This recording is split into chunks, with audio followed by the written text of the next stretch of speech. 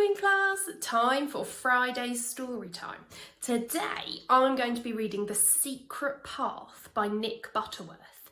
Now this is a Percy the Park Keeper story, and we know that these are Mrs. Baroni's favourites.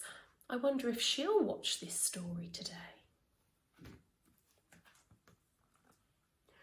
"I know, it's a shame," said Percy the Park Keeper to his small friend. Percy had been looking after a young squirrel who had fallen out of a tree and hurt his arm. "And I bumped my nose on Thursday," went on the squirrel. I see," said Percy, who was not really giving the squirrel his full attention. Percy was busy searching for something. "Aha! Here it is," said Percy. "String. We'll need this today." As Percy and the squirrel trundled their way across the park, they didn't notice a group of friends hiding behind a large tree. "I've been meaning to fix up the old maze for ages," said Percy. "The hedges are terribly overgrown." "Percy's going to work on the maze," said the fox. "Let's race him there and have some fun," said the badger, and he began to whisper excitedly. The others squeaked with delight as they listened. Only the hedgehog wasn't so sure. He found the maze rather confusing. "I don't think I'll come," he said. "I've got something else to do." Percy parked his wheelbarrow by the entrance to the maze. "Aren't you worried about getting lost in the maze?" the squirrel asked. "That's why I need the string," said Percy. "I leave a trail of string from where I'm working back to the entrance of the maze. That way I can't get lost, you see." The squirrel didn't really see because he wasn't really listening. "I'm not sure if I like spring or autumn the best," he said. At the back of the maze, a line of animals was disappearing one by one into the thick hedge. "We'll go right in the middle and wait for Percy," whispered the badger. "Then we'll jump out and give him a big surprise," giggled the rabbits. "Shh," said the fox loudly, which set them all giggling again. Percy worked hard with his hedge clippers, and little by little the maze began to look much tidier. All the time Percy followed his string in and out of the maze. By now the surprise party had made its way to the centre of the maze, where there stood a stone bench.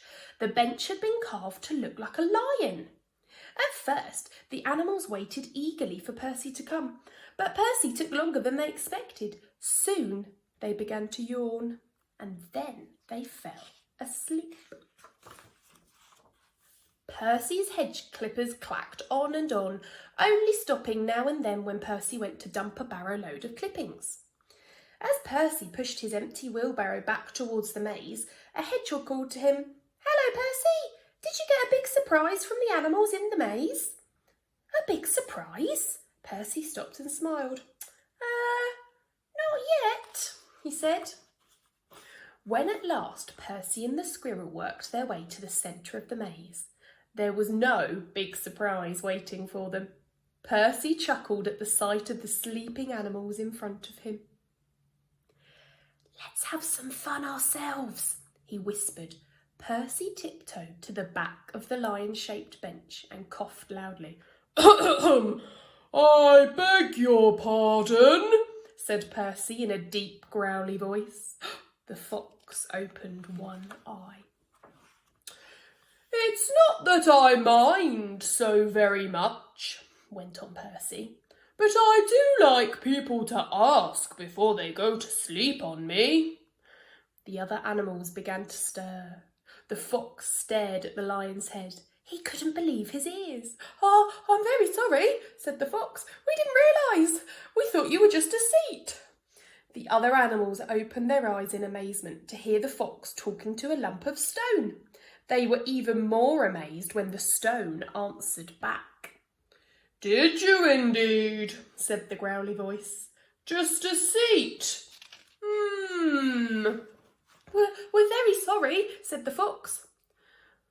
"Will you tell us your name?" Percy growled. "My name is..." But at that moment, one of the rabbits looked behind the bench. "His name is Percy!" cried the rabbit. The game was up and a chuckling Percy came out from behind the bench. "Percy's tricked us instead," said the badger. The fox suddenly started to giggle, and then that set everybody else giggling again. "Come on," said Percy as he collected his tools together. "Who'd like toasted tea cakes for tea? I'll show you the way out of the maze. All we have to do is follow my But Percy didn't finish. Standing there in front of him was his little squirrel helper, and the squirrel was holding a large ball of string. "Don't forget this, Percy," he said. "I've wound it all up for you." Percy looked dismayed. "Don't worry," said the fox. "I think this is the way out." No, said the badger. "I'm sure it's this way." Surely it's this way," said another voice. "I might be wrong," said the squirrel holding the ball of string, "but I've got a feeling it's this way." Percy groaned. "And I've got a feeling we'll be having toasted tea cakes for breakfast. I wonder if they'll ever get out of the maze. Because here is the maze they're stuck in the middle of. Can you see them? There they are. I wonder if you could find your way out of this maze. You could pause this video on this picture and see if you can find the way out. Have a go. Did you manage to do it? I'll see you again soon for another story. Bye.